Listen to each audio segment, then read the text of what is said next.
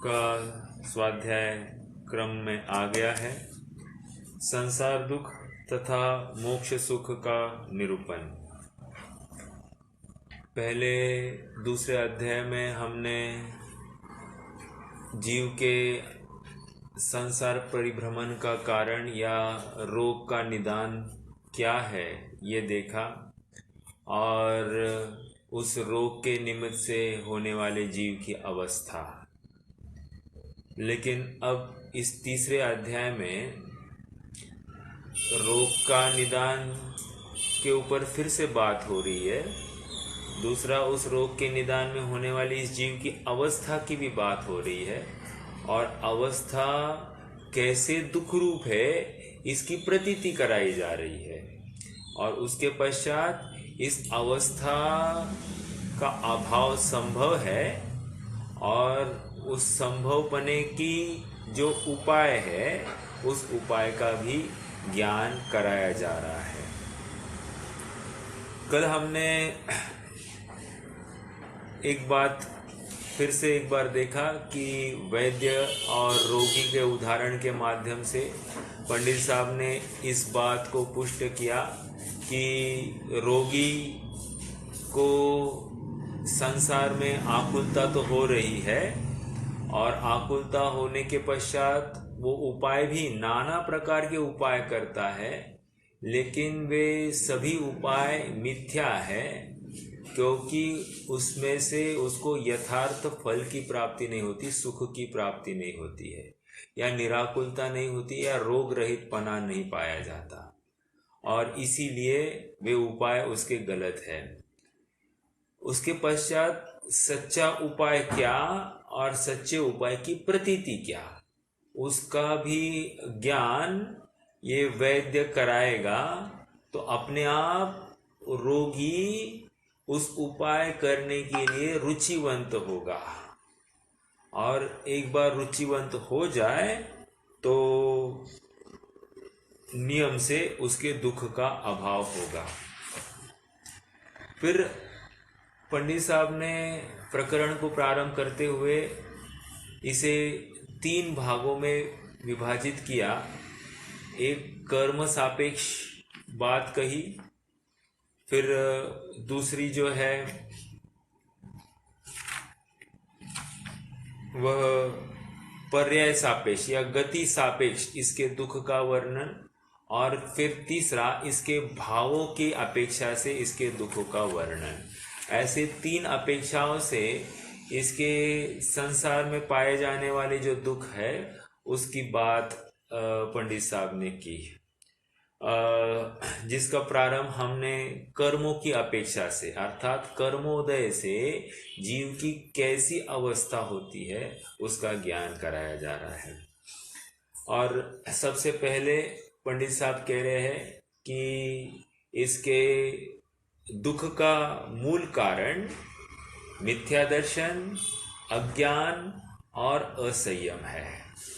हमने कल देखा था अज्ञान का अर्थ शैक्षणिक अज्ञान है, औदैहिक अज्ञान नहीं लेना।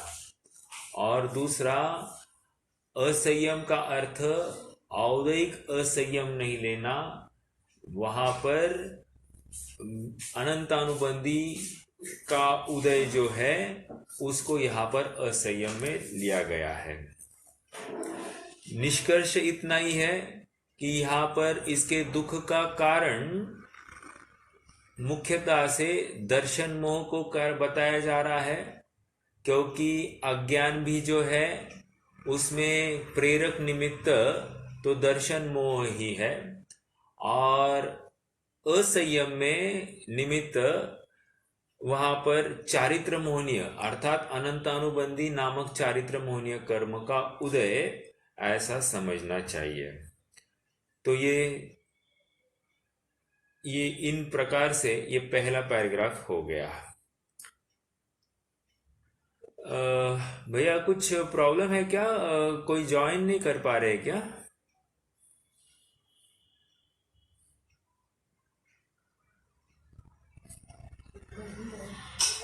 नहीं, 2 जन अभी एक है, मैंने अलाउ किया है। अच्छा अच्छा, हाँ हाँ ठीक है।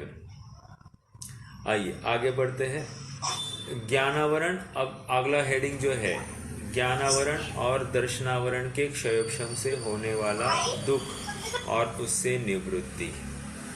क्या कह रहे हैं? ज्ञानावरण और दर्शनावरण के क्षयोक्षम से होने वाला दुख और उससे निवृत्ति। अब देखिए हेडिंग कुछ अलग है और प्रकरण थोड़ा सा अलग सा चलेगा। जैसे आपको बताऊं कि जब ज्ञानावरण और दर्शनावरण कहना है तो ज्ञानावरण की तो बात हो ही नहीं रही है, और यहाँ साक्षात हमको दिखाई दे रहा है कि मिथ्यात्व की ही बात विशेष रूप से कर रहे हैं। तो प्रश्न ये खड़ा हो रहा है कि दुख ज्ञानावरण से है या ज्ञानावरण दर्शनावरण से है या मिथ्या दर्शन से है, क्योंकि हेडिंग तो यही दिखाया जा रहा है कि ज्ञानावरण के और दर्शनावरण के क्षयोक्षम से होने वाला दुख और उससे निवृत्ति। लेकिन थोड़ा सा आप देखिए, पहली ही लाइन देखिए, मिथ्या दर्शन आदिक से जीव को स्व पर विवेक नहीं हो सकता। अभी प्रकरण क्या चलना चाहिए लॉजिकली? ज्ञानावरण दर्शनावरण, और चालू किससे किया है? मिथ्या दर्शन आदिक से जीव को स्व पर विवेक नहीं होता। पहली बात हो गई। देखिए और एक जगह बताता हूं आपको।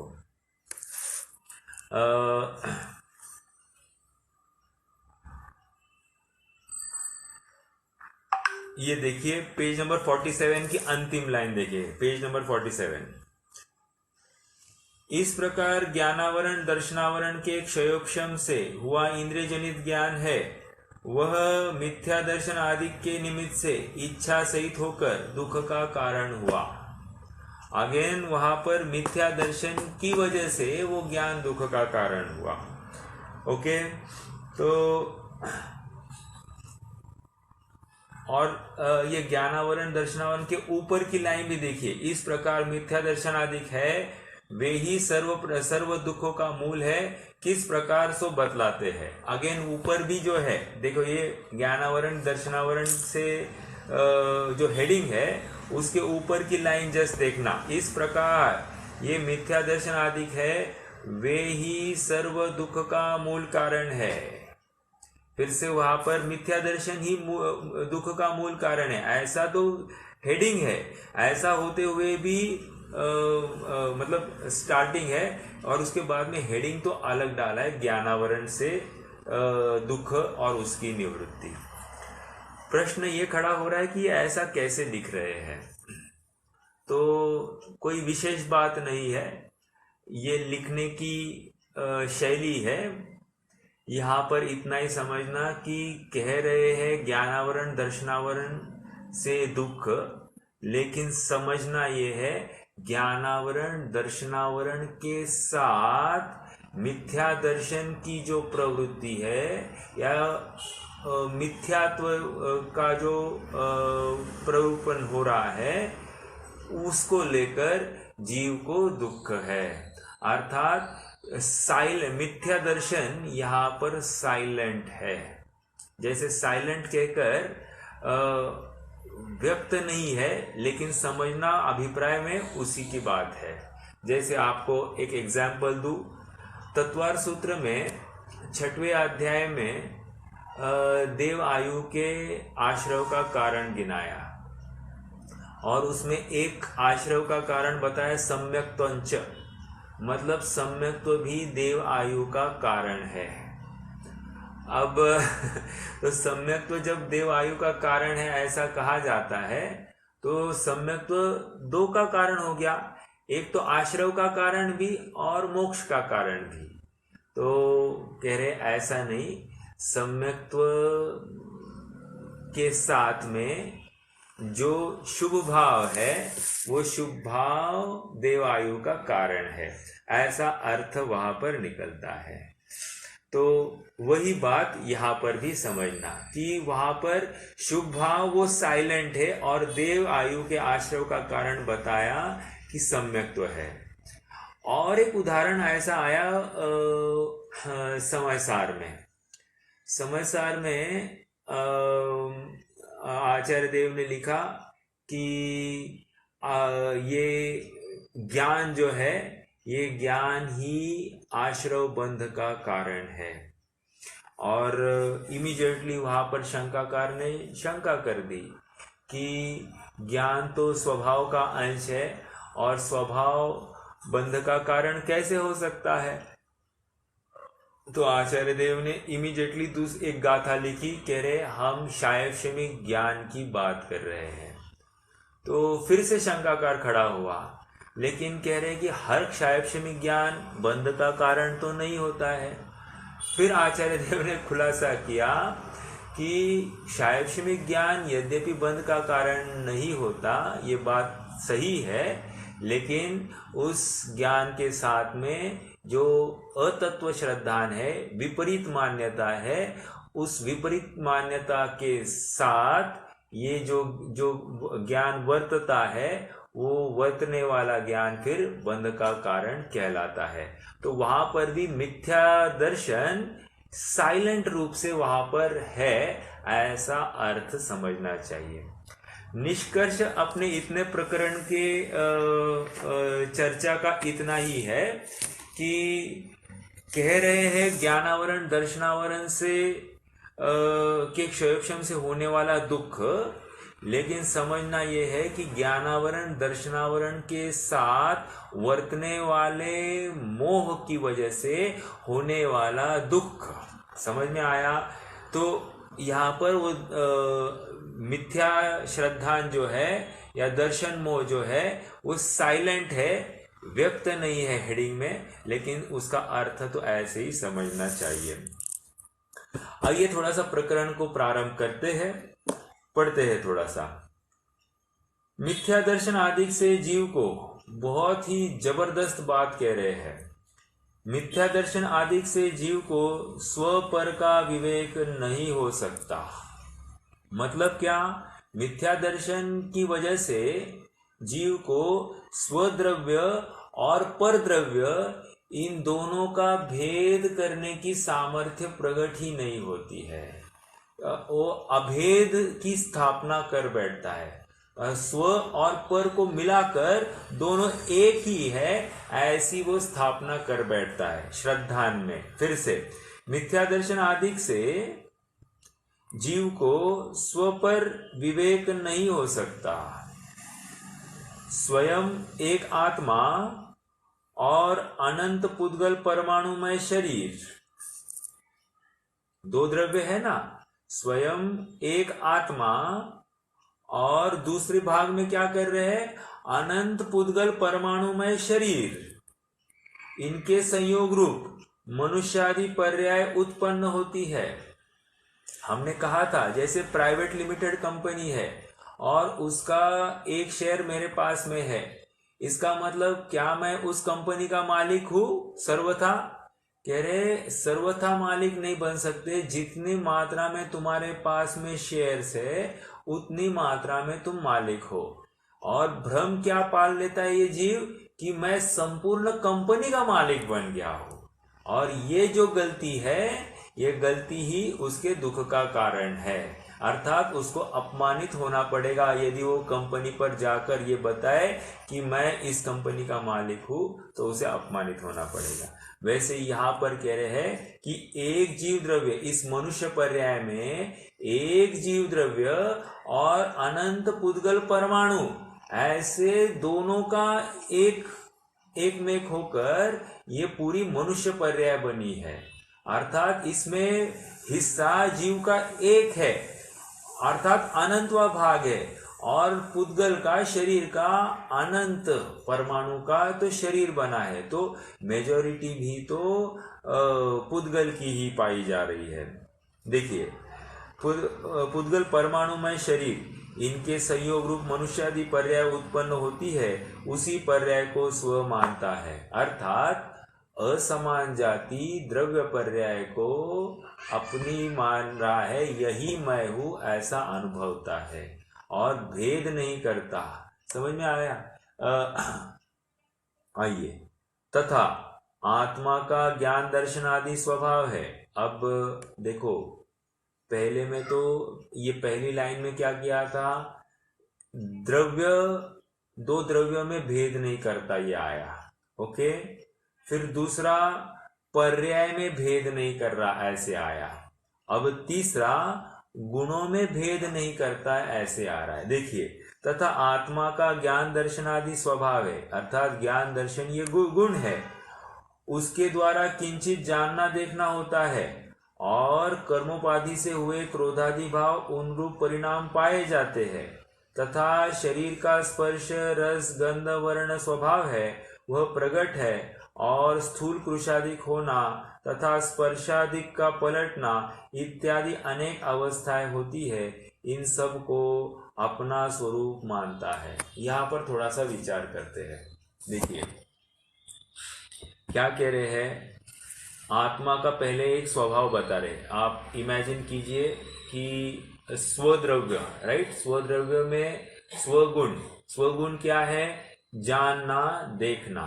एक स्वगुण का परिणमन हो रहा है, तो कैसे परिणमन हो रहा है, क्रोधादि भाव रूप परिणमन हो रहा है।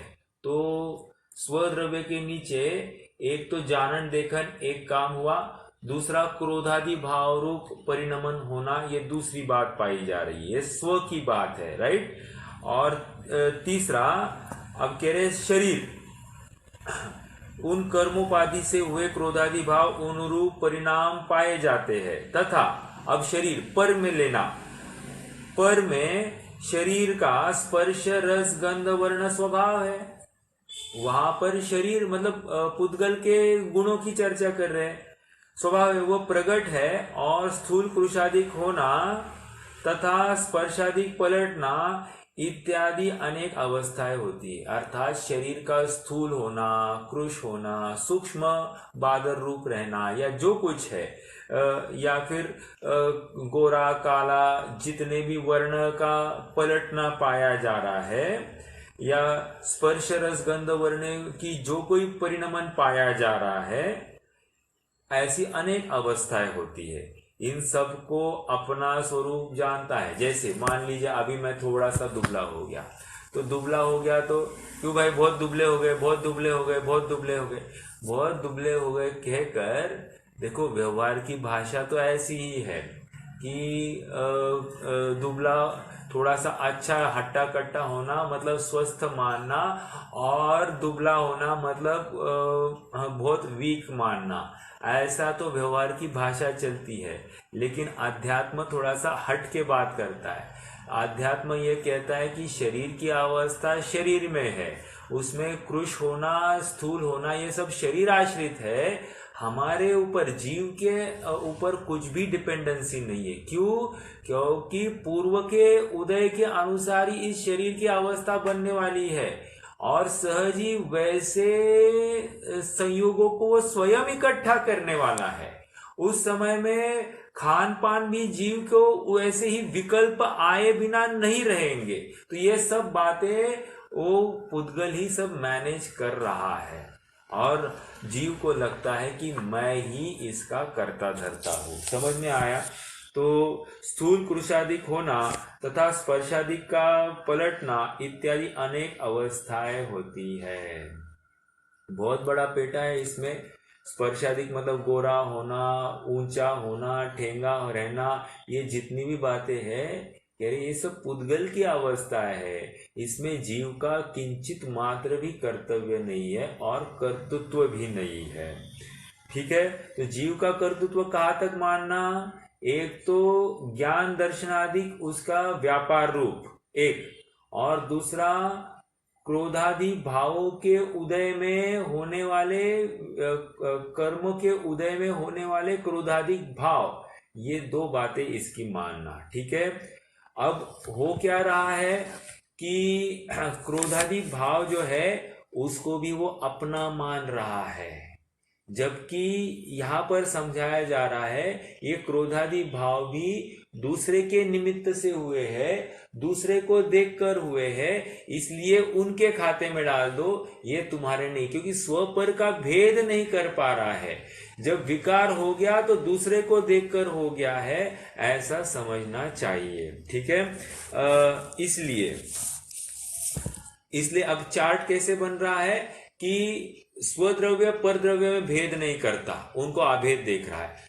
स्वगुण और परगुणों में भेद नहीं करता है, अभेद करके देखता है। ओके, जीव के गुणों को और पुद्गल के गुणों को भेद नहीं करता है। मैं ही चखता हूं, मैं ही देखता हूं, मैं ही सुनता हूं, मैं ही सूंघता हूं, मैं ही स्पर्श करता हूं, ऐसा वो स्वयं मैं ही करता हूं ऐसा अनुभवता है। और ये ज्ञेय मिश्रित ज्ञान का अनुभव कर रहा है। ज्ञेय मिश्रित ज्ञान ये शब्द समय सार में आया है, वहां पर ज्ञेय में ही ऐसा एकमेक हो जाता है कि ज्ञेय मिश्रित ज्ञान का ही अनुभव करता है। कोई बता सकता है कहां पर आया है ज्ञेय मिश्रित ज्ञान? ऐसा शब्द कौन सी गाथा में है?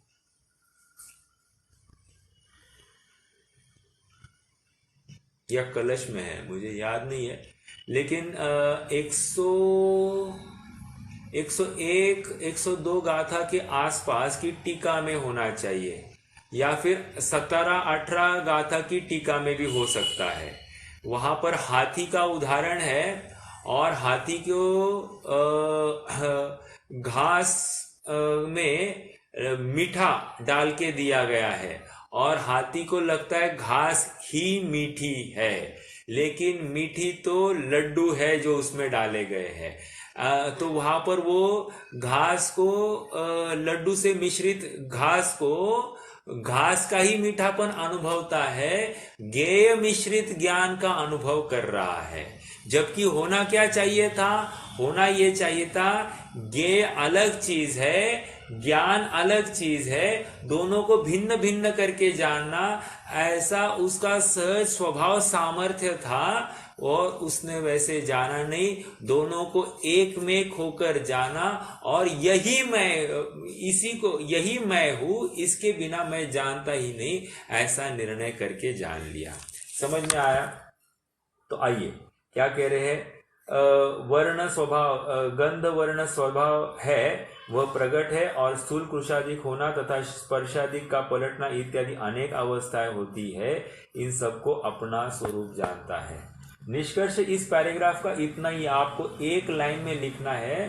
तो द्रव्य स्व पर द्रव्य अभेद करके जान रहा है, स्व पर गुण अभेद करके जान रहा है, मान रहा है और रम रहा है, तीनों लगाना। ठीक है, और स्व पर पर्याय को भी एक अपनी ही पर्याय मानता हुआ वैसा ही अनुभव कर रहा है, ऐसी इसकी गलती यहाँ पर हो रही है। ज्ञेय मिश्रित ज्ञान। देखो अब आगे पढ़ते हैं। वहां ज्ञान दर्शन की प्रवृत्ति इंद्रिय मन के द्वारा होती है। मतलब क्या?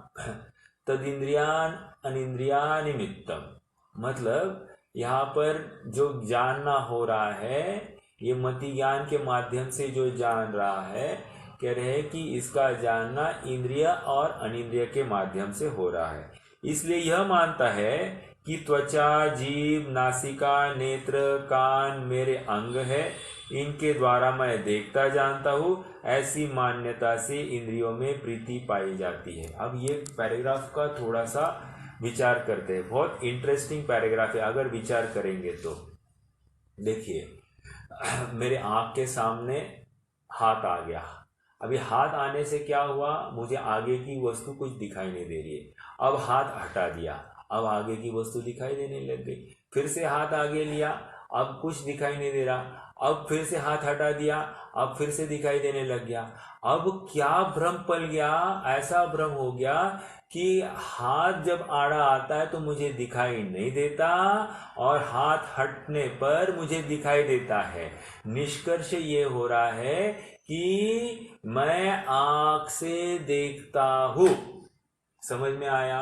अब ऐसे ही हर विषय में लगाना कि जिह्वा, कान, नाक, स्पर्श, ऐसे हर इंद्रिय के माध्यम से ये मैं स्पर्श हुआ तो मुझे जानना होता है, अगर मुझे स्पर्श होता नहीं तो मेरा जानना नहीं होता है। इसका मतलब मैं इंद्रिया के माध्यम से जानता हूँ, इंद्रिया के बिना मैं जान नहीं सकता, ऐसा भ्रम इसका पलता है।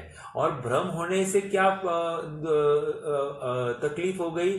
तकलीफ ये हो गई कि इसका अपने आप उस इंद्रिया में अपनत्व स्थापित हो गया। इंद्रिया से जानता हूँ, यहां तक कोई तकलीफ वैसे ज्यादा नहीं थी, लेकिन इंद्रिया से जानता हूँ तो इसने इंद्रिया को ही अपना मान लिया, इसके बिना मेरा कुछ नहीं हो सकता, ऐसा विचार करके उसमें अपनत्व स्थापित कर दिया। और ये बहुत बड़ी गलती हो गई। ठीक है, देखो फिर से, वहां ज्ञान दर्शन की प्रवृत्ति इंद्रिया मन के द्वारा होती है। जानना देखना किससे हुआ? इंद्रिया और मन का निमित्त नैमित्तिक संबंध, कारण कार्य संबंध है। कारण कार्य संबंध मतलब निमित्त नैमित्तिक संबंध समझना। कारण कह रहा हूं, इंद्रिया कारण और जानना कार्य, ऐसा कारण कार्य संबंध लगा रहे हैं, लेकिन इस कारण कार्य संबंध का अर्थ क्या लेना? निमित्त नैमित्तिक संबंध है। इसलिए यह मानता है कि त्वचा, जीभ, नासिका, नेत्र, कान मेरे अंग है, यही मैं हूं, यही मैं हूं। अभी आंखों के सामने कुछ, आंखों में कचरा हो जाए और देखने में समर्थ नहीं हो तो आंखें कितनी बार फड़फड़ाता है, जब तक क्लैरिटी नहीं आती है तब तक फड़फड़ाता है। ये किसका परिचायक है? ये आकुलता का परिचायक है। ये ज्ञान मतलब ये इंद्रिया की अधीनता का परिचायक है, इंद्रिया में एकत्व ममत्व का परिचायक है। समझ में आया? यदि सुनाई नहीं देता है तो कितना आकुल चित्त होता है। समझ में आ रहा है? हर जगह पर एक एक इंद्रिया के आश्रित होकर ये आकुल चित्त होता हुआ दिखाई देता है कि यदि उसे ज्ञान नहीं हो तो तकलीफ से भाषित होती है। आइए, इनके द्वारा मैं देखता जानता हूं, ऐसी मान्यता से इंद्रियों में प्रीति पाई जाती है। ठीक है, तो एक बात और हो गई, यहाँ पर भेद ज्ञान नहीं करके जान रहा है, एक बात ये हो गई। दूसरी बात क्या कर रहे हैं कि भेद ज्ञान नहीं करने से तकलीफ क्या हो गई? इसका इंद्रियों में ही प्रीति, इंद्रियों में ही एकत्व ममत्व, यही मैं हूँ, इनसे ही मैं जानता हूँ, ऐसी पराधीन प्रवृत्ति हो गई है। और ये बहुत बड़ी तकलीफ है। जब तक स्वाधीनता है तब तक कोई तकलीफ नहीं थी, लेकिन अब पराधीनता इसके जहन में बैठ गई है, अब ये बहुत बड़ी तकलीफ है। इसके बिना मेरा कैसे हो सकता है? जस्ट विचार कीजिए कि अभी अपने आंखों में कमजोरी आ जाए या आंखों की नसें सूख जाए और हमको दिखना बंद हो जाए तो हम क्या अनुभव करेंगे? अत्यंत बेबस स्वयं को अनुभव करेंगे। इसके बिना मेरा कैसे चल सकता है, ये विचार ही अपन कर नहीं सकते हैं। ऐसी आकुलता सहज ही उत्पन्न हो जाती है। ये तो वर्तमान पर्याय में है, और जब साक्षात कम इंद्रिय वाला जीव बनेगा उस समय में कैसे दुख का चिंतन होगा, उस ज्ञान में कैसे दुख रूपता होगी, इसका विचार भी हमको अभी करना चाहिए। आइए थोड़ा सा आगे बढ़ते हैं। तथा मोह के आवेश से उन इंद्रियों के द्वारा विषय ग्रहण करने की इच्छा होती है। मोह के आवेश से मतलब तीव्र मोह हावी हो जाता है। ठीक है, उन द्वारा इंद्रिय विषय ग्रहण करने की इच्छा होती है। अब देखिए, एक था अपना ज्ञान, ज्ञान के आगे इंद्रिया, अभी इंद्रिया के आगे क्या लगा रहे हैं? इंद्रियों के विषय। फॉर एग्जाम्पल कर्णेंद्रिय, कर्णेंद्रिय से सुमधुर वचन ही सुनना, एक मंद स्वर का गीत ही सुनना, या फिर तत्व निर्णय की, तत्व ज्ञान की बातें सुनना, जिन वचन सुनना ये भी कर्णेंद्रिय का विषय बन गया। और कह रहे मैं इससे सुनता हूँ जिनवाणी, जिन वचन सुनता हूँ, और अब मैं मान लीजिए किसी कारणवश ये विषय की पूर्ति ना हो, अर्थात कर्णेंद्रिय में तकलीफ हो जाए, अब मैं जिन वचन कैसे सुनूंगा, तो वो विषय की प्राप्ति नहीं हो रही है, तो फिर से वहां पर दुख की प्राप्ति हो जाती है, स्वयं को दुखी अनुभव करता है, पराधीन अनुभव करता है। तो जानन देखन स्वभाव कह रहा है क्यों वो उसकी व्यक्तता इंद्रिय के माध्यम से होगी, और इंद्रिय की व्यक्तता इंद्रिय के विषय के माध्यम से होगी। तो ये बराबर लिंक बनी रही है। विषय नहीं रहेगा तो मेरा इंद्रिय काम नहीं होगी, और इंद्रिय काम नहीं करेगी तो मेरा जानना देखना नहीं होगा, ऐसा यह मान बैठ रहा है। ठीक है, इसलिए विषयों में भी रुचि पाई जाती है। पहली इंद्रियों में रुचि, अब विषयों में रुचि। अब चक्षु इंद्रिय का विषय कैसे लगाएंगे? कह रहे चक्षु इंद्रिय का विषय ऐसा लगाएंगे कि बराबर अच्छी चीज ही देखना, खराब चीज नहीं देखना, सुंदर सुंदर दृश्य देखना, ये उसकी रुचि। समझ में आया? मतलब चक्षु इंद्रिय की का विषय। स्पर्श इंद्रिय का विषय जैसे कह रहे हैं कि ठंड पवन हो, गर्मी के दिन हो तो एकदम ठंड हवा के स्थान पर जाना है, या ठंडी के दिवस हो तो उसमें ये ऐसे थोड़े से गर्म हवा के स्थान पर जाना, ये सब क्या है? इसके इंद्रिय के विषय है। और मोह के आवेश से ऐसी इच्छा होती है। समझ में आ रहा है? आगे, और उन विषयों का ग्रहण होने पर उस इच्छा के मिटने से निराकुल होता है। ओहो हो, क्या कह रहे हैं कि मान लीजिए ये विषय की पूर्ति हो गई, विषय की पूर्ति हो गई तो इतना निराकुल हो जाता है, और अपने आप आकुलता भी घटी हुई दिखाई देती है। लेकिन ये आकुलता भ्रम वाली आकुलता घटी है। क्यों? जितनी कषाय थी वो कषाय घटी है, और कषाय घटने से इसको ऐसे लग रहा है कि विषय सेवन से ही मेरी कषाय मेरी पूर्ति, इच्छा की पूर्ति हो गई है, और इसीलिए मैं सुख को प्राप्त हो गया हूँ, तो विषय से ही मैं सुख को प्राप्त हो गया हूँ, ऐसा उसे भ्रम पैदा होता है। देखिए फिर से पढ़ते हैं। और उन विषयों का ग्रहण होने पर उस इच्छा के मिटने से निराकुल होता है, तब आनंद मानता है। मान लीजिए मुझे मीठा खाने की बहुत इच्छा है, और जब तक मीठा नहीं मिलता है तब तक मैं तीव्र बेचैनी महसूस करता हूँ, और जैसे ही मीठा मिल जाता है मेरी आकुलता ही मिट जाती है। तो ये कह रहे हैं कि ये निराकुलता का अनुभव करता है, लेकिन ये निराकुलता उस विषय से कम नहीं हुई है, विषय की प्राप्ति से निराकुलता नहीं हुई है, हुई तो कषाय मंद होने से, लेकिन ये इसे लगता है कि विषय की प्राप्ति से मेरी आकुलता घटी है, तो ये भ्रम हो गया। ठीक है, जैसे अब उदाहरण दे रहे हैं, बहुत मार्मिक उदाहरण है। उदाहरण कुत्ता और हड्डी का दिया है। कुत्ता और हड्डी मतलब देखिए, उदाहरण ऐसा भी दे सकते थे, कुत्ता और मांस का टुकड़ा, ऐसे नहीं दिया, यहाँ पर हड्डी का उदाहरण दिया है।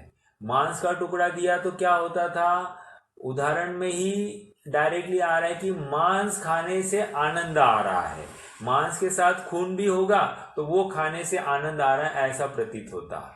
लेकिन यहाँ पर हड्डी चबाने से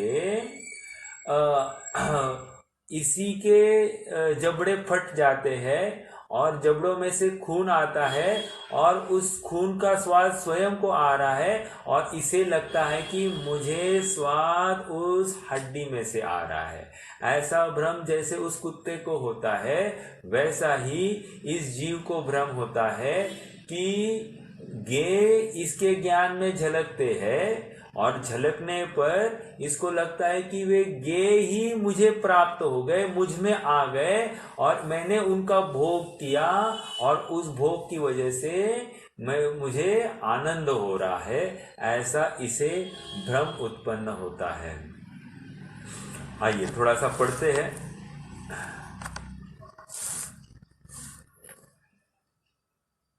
तथा सेकंड में, जैसे कुत्ता हड्डी चबाता है, उसे अपना लहू निकले उसका स्वाद लेकर ऐसा मानता है कि यह हड्डियों का स्वाद है। क्या कह रहे? हड्डी का स्वाद है, हड्डियों में से स्वाद आ रहा है। अगर यहाँ पर हड्डी के बदले मांस होता तो क्या होता? इसको स्पष्ट ही भाषित होता कि वो तो मांस का स्वाद आ रहा है, लेकिन यहाँ पर हड्डी जानबूझ के उदाहरण में ली है। पंडित साहब, आपकी जानकारी के लिए बताओ कि मोक्ष मार्ग प्रकाशक में 3 जगह पर कुत्ते के उदाहरण दिए हैं, और कुत्ते की उदाहरण के माध्यम से हमको कोई ना कोई सीख उसमें से देने का प्रयास किया है कि मनुष्यों में पर्सोनिफिकेशन किया है। कुत्ते की प्रवृत्ति का कंपैरिजन मनुष्य के साथ, मनुष्य की प्रवृत्ति के साथ किया है, और ये हमको प्रतीति कराने की कोशिश की है कि ऐसा हम गेय मिश्रित ज्ञान का अनुभव नहीं करें। कुत्ता हड्डी चबाता है, उससे अपना लहू निकले उसका स्वाद लेकर ऐसा मानता है कि यह हड्डियों का स्वाद है। उसी प्रकार यह जीव विषयों को जानता है, उससे अपना ज्ञान प्रवर्तता है और उसका स्वाद लेकर ऐसा मानता है कि यह विषय का स्वाद है। तकलीफ, विषय का स्वाद मतलब विषय से ही मुझे स्वाद आता है। देखिए, एक आत्मानुशासन ग्रंथ में आचार्य देव ने एक उदाहरण दिया है, बहुत ही मार्मिक उदाहरण है, और वो उदाहरण इस प्रसंग में बहुत ही विचारणीय है। वहाँ पर उदाहरण ये दिया है कि एक नपुंसक व्यक्ति है, और वो नपुंसक व्यक्ति किसी स्त्री पुरुष को भोग करते हुए देख रहा है, और भोग करते हुए ऐसा विचार करता है कि मैं भी ऐसे भोग को प्राप्त हो जाऊं। समझ में आया? फिर आचार्य देव ने उस नपुंसक को कहा, मतलब कहते हुए टोन दिखाइए कि तू कैसे भोग सकता है? तू तो ना स्त्री को भोगने में समर्थ है, ना पुरुष को भोगने में समर्थ है, क्योंकि तू तो नपुंसक है। ये तो दृष्टांत हुआ। फिर दृष्टांत के बाद में सिद्धांत घटित किया। कह रहे हैं कि ये जो जीव है, ये जीव पर द्रव्य को भोगने में समर्थ नहीं है। क्यों? क्योंकि मान लीजिए इस शरीर के माध्यम से कोई अन्न का, मीठे का कवल ग्रहण किया गया, तो मीठे का जो कवल ग्रहण किया गया उसमें हुआ क्या है? एक पुद्गल परमाणु को दूसरे पुद्गल परमाणु का स्पर्श ही हुआ है। इससे ज्यादा क्या हुआ है? तो कह रहे इससे ज्यादा कुछ भी नहीं हुआ है। और जीव जो त्रयस्थ उस नपुंसक की तरह बैठा है, जो दोनों को भोगने में समर्थ नहीं है, वो ऐसा उसे भ्रम हो रहा है कि मैं ही इनको भोग रहा हूं। और आचार्य देव कह रहे कि तू तो दोनों को भोगने के लिए असमर्थ है, तो तू क्यों वांछा करता है कि मैं इसे भोगूं? क्योंकि तू भोगने में समर्थ ही नहीं है उस नपुंसक की तरह, तो तू वांछा क्यों करता है? तेरी ये वांछा विफल है, दुख का कारण है, ऐसा उसको वहां पर समझाया गया। दृष्टांत क्या दिया और सिद्धांत क्या घटित किया? मतलब जो भोजन का कवल और ये मेरी जिह्वा, ये दोनों का जो स्पर्श हुआ, वो स्पर्श तो दो पुद्गलों का आपस में हुआ है। जीव का क्या हुआ है? तो कह रहे जीव ना तो उस पुद्गल का, उस भोजन के कवल का स्वाद जीव के अंदर प्रवेश कर गया है, ना जीव उस भोजन के अंदर प्रवेश कर गया है। तो जीव ने तो उनको भोगा ही नहीं। जीव ने भोगा नहीं तो फिर उसको भोगने से आनंद मानने का क्या मतलब है? समझ में आया उदाहरण और उसकी सिद्धांत। वैसे यहाँ पर कह रहे हैं कि हमारे सामने कोई ज्ञेय है, ज्ञेय मतलब इंद्रिय का विषय है, और उस इंद्रिय के विषय को अपनी इच्छा के अनुसार, मोह के आवेश में हमको इच्छा हुई और इच्छा के अनुसार हमें उसकी प्राप्ति हो गई, तो उसमें आनंद मानने की कोई बात नहीं है। क्यों? क्योंकि एक तो वो ज्ञेय है और एक तो मैं जानने वाला हूं, अर्थात एक जानने में आने वाला और एक जनाने वाला। क्या क्या कहा? ये टेक्निकल वर्ड्स है। एक तो जानने में आ रहा, जानने में आ रहा है मतलब गे, सामने वाली पर वस्तु, ओके। और एक जनाने वाला, जनाने वाला मतलब ज्ञान स्वभावी आत्मा। तो कह रहे ये दो भिन्न भिन्न वस्तुएं हैं। अब हुआ क्या है, वो परद्रव्य इस ज्ञान के दर्पण में झलका, झलक गया। झलकने तक तो कोई प्रॉब्लम नहीं थी। क्यों? क्योंकि इसका स्वभाव ही है उसको झलकाना। लेकिन झलकाने के बाद में इसने क्या माना? इसने माना कि मैंने उस बाहर के वस्तु को भोगा है। लेकिन हुआ क्या है, इसको तो इसके ज्ञान पटल पर जो आकार उत्पन्न हुआ है उसको जानकर ये आनंद मान रहा है। और होना क्या चाहिए था? और आनंद मानने के पीछे ये ज्ञान पटल पे झलका ऐसा नहीं मान रहा है। आनंद मानने के पीछे अभिप्राय यह है कि मैंने बाहर वाले वस्तु को भोगा है और इसी के कारण वो दुख को प्राप्त हो रहा है। अर्थात उसकी गे लुब्धता दिख रही है कि वो गे में बहुत रुचिवंत होता हुआ दिखाई दे रहा है। आइए थोड़ा सा पढ़ते हैं। हमने जो अभी चर्चा की वही बात अब आने वाली है। देखो, मैं ज्यादा विस्तार नहीं कर रहा हूं, विस्तार के लिए तो बहुत समय जाएगा और प्रकरण भी हमको थोड़ा सा आगे भी बढ़ना है। तो जैसे जैसे प्रकरण पड़ेगा मैं थोड़ा थोड़ा सा उसके ऊपर विवेचन देके आगे विषय को बढ़ाएंगे, तो विषय भी आगे बढ़ता रहेगा और मूल भाव भी आपको समझ में आएगा। देखो, उससे अपना लहू निकले उसका स्वाद लेकर ऐसा मानता है कि यह हड्डियों का स्वाद है। उसी प्रकार यह जीव विषय को जानता है, उससे अपना ज्ञान प्रवर्तता है। मतलब विषयों को जो जानता है उस समय में अपना ज्ञान प्रवर्तता है, मतलब वो विषय इसके ज्ञान दर्पण में झलका। ओके, आगे उसका स्वाद लेकर ऐसा मानता है। स्वाद लेकर मतलब ये खाने तक ही नहीं समझना, ये स्पर्श, चक्षु, कर्ण, घ्राण, इन सब के माध्यम से स्वाद ही ले रहा। ओके, जैसे मान लीजिए स्पर्शन इंद्रिया, अभी बहुत गर्मी है तो फैन चाहिए, तो ये फैन की प्राप्ति हो गई, ये भी इसको भी स्पर्शन इंद्रिय के माध्यम से स्वाद ही आया है। उस इंद्रिय के विषय की पूर्ति होना ही उसको स्वाद कह रहे हैं।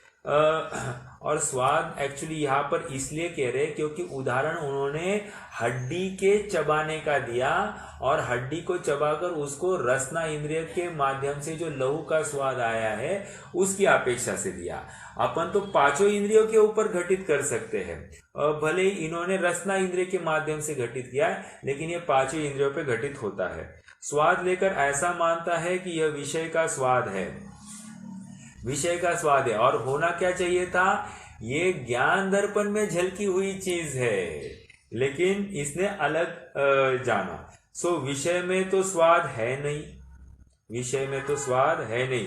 स्वयं ही इच्छा की थी, उसे स्वयं ही जानकर स्वयं ही आनंद मान लिया, परंतु मैं अनादि अनंत ज्ञान स्वरूप आत्मा हूं, ऐसा केवल ज्ञान का तो अनुभवन है नहीं। केवल ज्ञान का अर्थ, मतलब यहाँ पर शुद्ध केवल ज्ञान स्वभाव। केवल ज्ञान स्वभाव मतलब केवल डैश ज्ञान, ओनली ज्ञान, ओनली ज्ञान, इतना अर्थ ले सकते हैं, ये एक अर्थ है। और केवल ज्ञान मतलब तीन काल तीन लोक के सर्व पदार्थों को युगपत जानने की सामर्थ्य, ऐसा शक्ति, ऐसा अनंत सामर्थ्यशाली भगवान आत्मा, उसका अर्थ लेना। दोनों अपेक्षाओं में अपन अर्थ ले सकते हैं, क्योंकि निकेवल ज्ञान, ओनली ज्ञान, केवल मतलब ओनली, केवल ज्ञान मतलब ओनली ज्ञान का अनुभव, सामान्य जानन देखन स्वभाव का अनुभवन नहीं कर रहा है, वो विशेष उसमें जो कुछ झलक रहा है उससे ही वो स्वयं की उसमें ही शांति मान रहा है, वो विषय के ग्रहण में ही आनंद मान रहा है। हालांकि इसका काम मात्र झलकाने मात्र था और झलकाने से जानने योग्य ही था, इसके आगे कुछ नहीं था, लेकिन उसमें इष्ट अनिष्ट की कल्पना कर बैठा है। ऐसा निक केवल ज्ञान का तो अनुभवन है नहीं। तथा मैंने नृत्य देखा, राग सुना। अभी देखो, नृत्य देखा चक्षु इंद्रिया, राग सुना कान कर्णेंद्रिया, फूल सूंघे घ्राण इंद्रिया, पदार्थ का स्वाद लिया, पदार्थ का स्पर्श किया। ये अपनी तरफ से जो हिंदी लेखक अनुवादक है, उन्होंने ये दो अपनी तरफ से लगाए हैं। क्यों ये ब्रैकेट में दिया ना, पदार्थ का स्वाद लिया और पदार्थ का स्पर्श किया, पांचों इंद्रियों पे घटित कीजिए। शास्त्र जाना, मुझे यह जानना, इस प्रकार गे मिश्रित, अंडरलाइन दिस, इस प्रकार गे मिश्रित ज्ञान का अनुभवन है, उससे विषयों की ही प्रधानता भासित होती है। इस प्रकार इस जीव को मोह के निमित्त से विषयों की इच्छा पाई जाती है। कहने की बात इतनी है कि इसने तो मात्र, जैसे दर्पण है, दर्पण बिना प्रतिबिंब का कोई दर्पण है क्या? मेरा प्रश्न है आपसे, बिना प्रतिबिंब का कोई दर्पण हो सकता है क्या?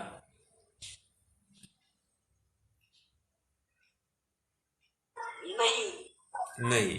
लेकिन दर्पण भले ही प्रतिबिंब से रहित है, लेकिन क्या वो प्रतिबिंब दर्पण में है क्या?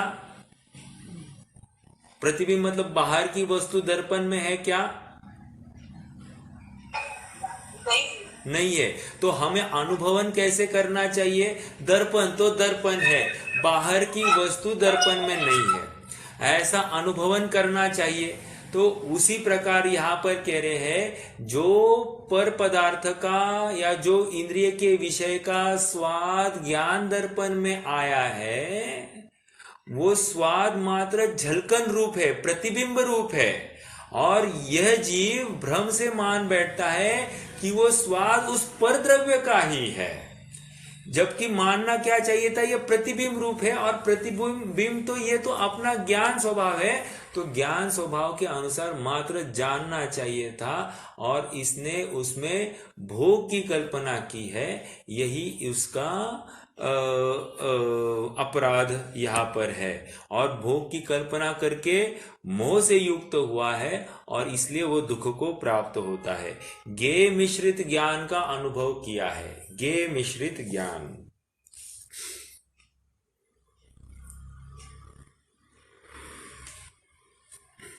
अब विचार प्रश्न ये हो सकता है कि इस भ्रांति का एंड कहाँ हो?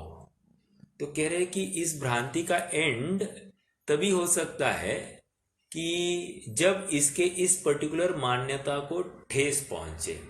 जैसे जैसे अपन इस मान्यता को ठेस पहुंचे मतलब क्या, कि अब तक जो मान रहा था उस मान्यता में कहीं ना कहीं बाधा आ जाए। मान लीजिए कि दो मित्रों की आपस में बहुत घनिष्ठ मैत्री है, 15-20 साल से ये साथ में ही रहे हैं, उठे हैं, चले हैं, घूमे हैं, सब जगह पर व्यापार भी साथ में ही हुआ है, और आज अचानक एक मित्र ने कुछ गलत कार्य किया जिसको लेकर दूसरा बहुत दुखी हुआ है, और वो कह बैठता है कि अब तुम्हारा असली रूप मेरे सामने आया, अर्थात इसकी आज तक की मान्यता जो थी कि ये मेरे लिए सर्वस्व है, मेरे लिए बहुत हितैषी है, ऐसी जो मान्यता थी उस मान्यता को ठेस पहुंची, इसलिए क्या कह बैठता है कि आज तुम्हारा असली रूप सामने आया। उसी प्रकार यहां पर कह रहे हैं कि ज्ञेय से इस जीव को सुख होता है, ये तो भ्रम है। ये कैसे?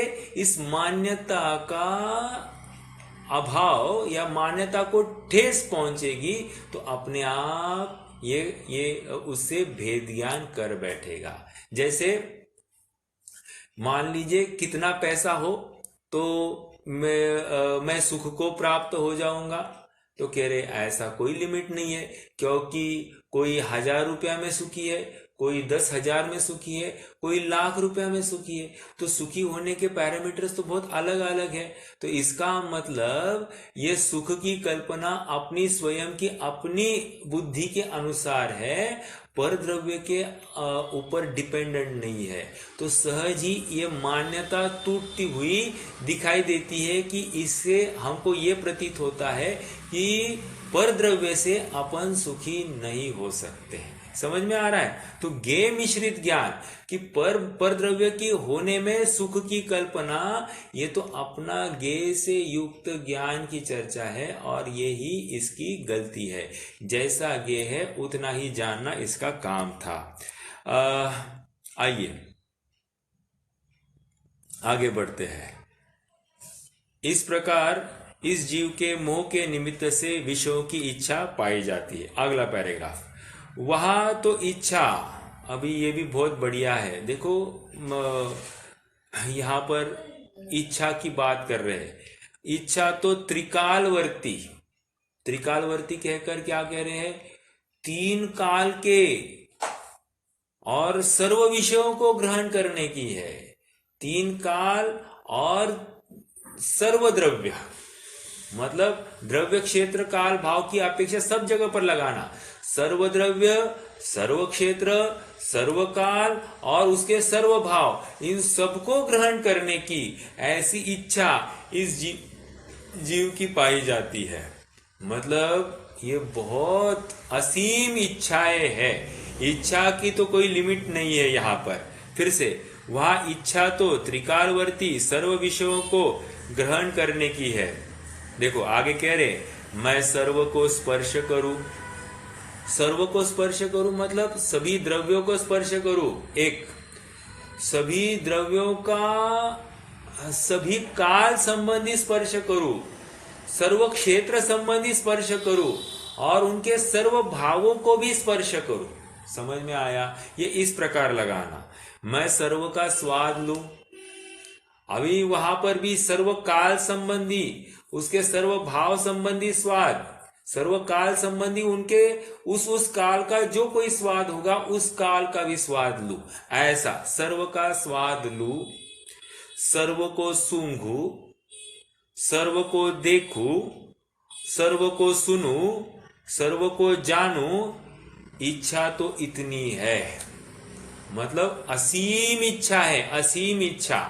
हमने कहा था ना, आशागर्त प्रति प्राणी यस्मिन् विश्वम अनुपमम कस्य किम कियदा याति वृथा वो विषयैषिता।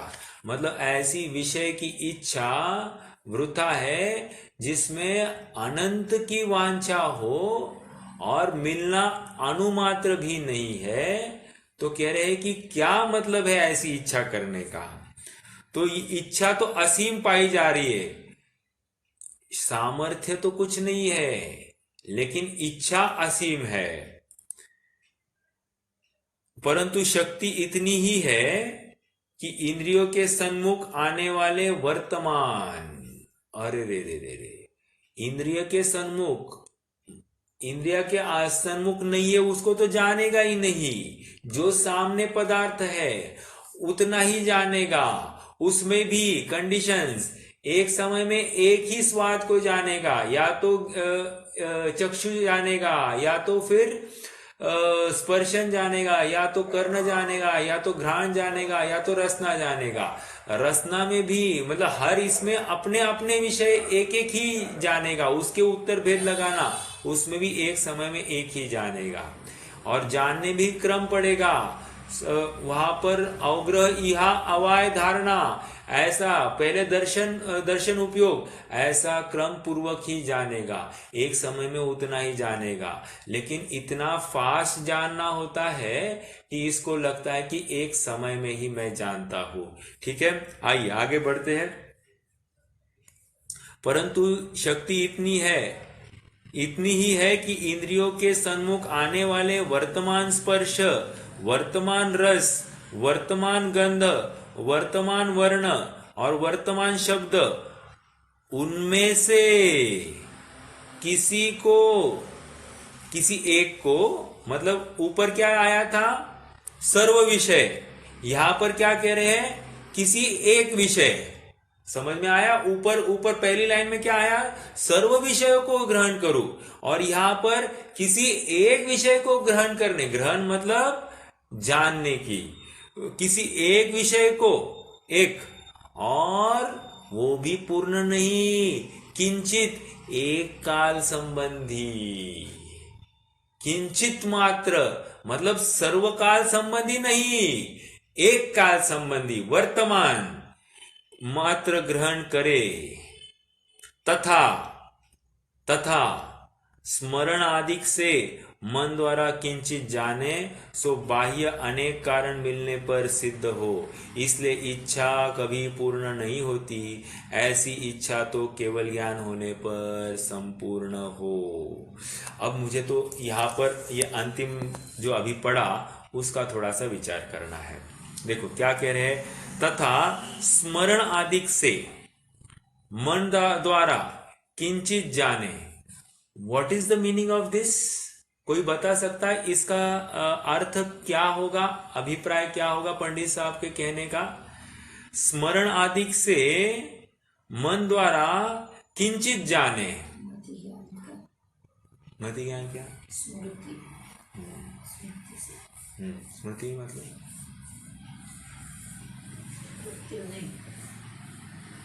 बोलिए।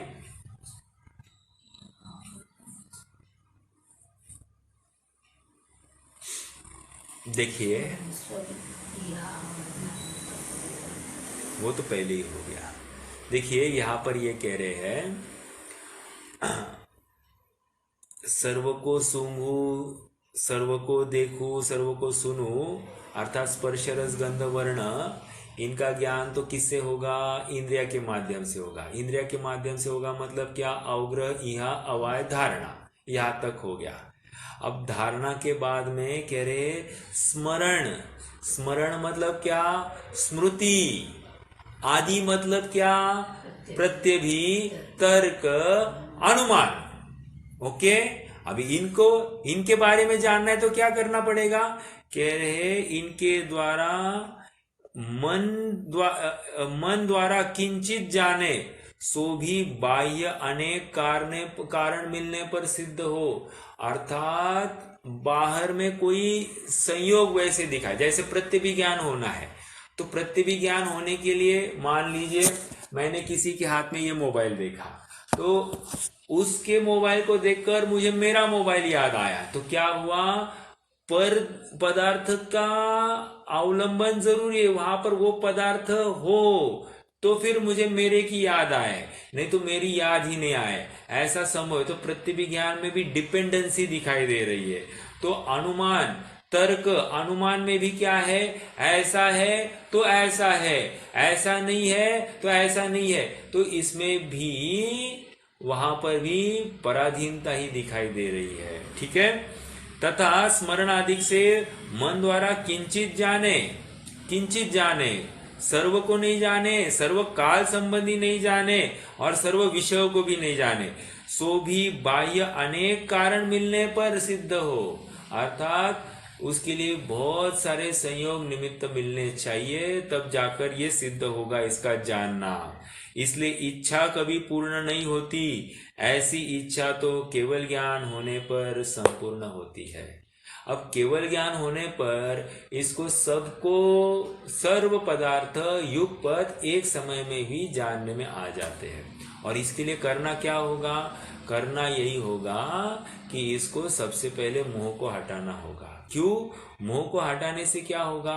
अपने आप राग द्वेष नहीं होंगे, और राग द्वेष नहीं होंगे तो सहज ही पूर्व की और आगे की सर्व अवस्थाएं झलकना चालू होगी। अभी वर्तमान में झलक जाएगी तो क्या होगा? ये और राग द्वेष कर बैठेगा। इसीलिए भूतकाल की और भविष्य काल की जितनी भी पर्याय है, ये मोह हटने पर ही प्रकट होने का सहज ही ऐसा नियोग बन जाता है, योग्यता भी आ जाती है।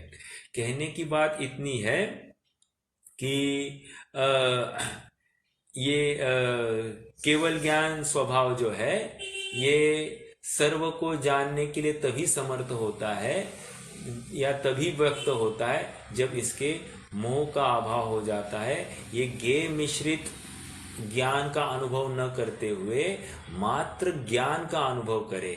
जैसे प्रतिबिंब सहित पर वस्तु का अनुभव करना या मात्र दर्पण का अनुभव करना, ये दर्पण रूप ही दिखता है हमको उसमें परद्रव्य भले ही झलकता हो, लेकिन उसमें परद्रव्य की कल्पना होती है क्या?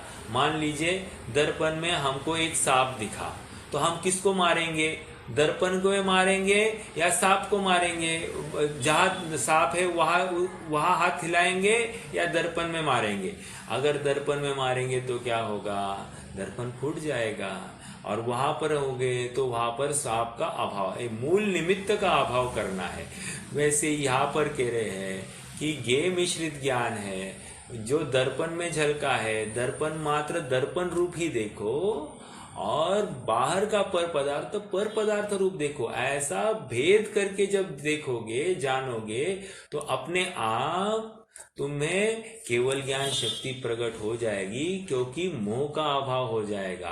सहज ही इंद्रियों में अपनत्व नहीं होगा। जब इंद्रियों में ही अपनत्व नहीं होगा तो इंद्रियों के विषय में अपनत्व नहीं होगा, और जब इंद्रियों के विषय में अपनत्व नहीं होगा तो जीव अपना उपयोग कहाँ लगाएगा? अपने स्वभाव में ढालेगा, और जैसे ही स्वभाव में ढाल देता है तो उसे सुख की प्राप्ति होती ही होती है। ऐसा पंडित साहब तर्क दे रहे हैं, और यहाँ पर भरसक प्रेरणा कर रहे हैं कि ज्ञानावरण और दर्शनावरण सचमुच दुख के कारण नहीं है। इनके साथ में वर्तने वाला जो जीव का मोह भाव है, वो मोह भाव ही इस ज्ञान को कुंठित कर देता है, यथार्थ निर्णय में असमर्थ कर देता है। इसलिए ये ज्ञान भी दुख को प्राप्त हो गया है, ऐसा यहाँ पर कह रहे हैं। ठीक है, अपन आज के लिए रुकते हैं, आगे का प्रकरण अपन क्रमशः बढ़ाएंगे। आज के लिए रुकते। कोई प्रश्न है तो पूछ सकते हैं।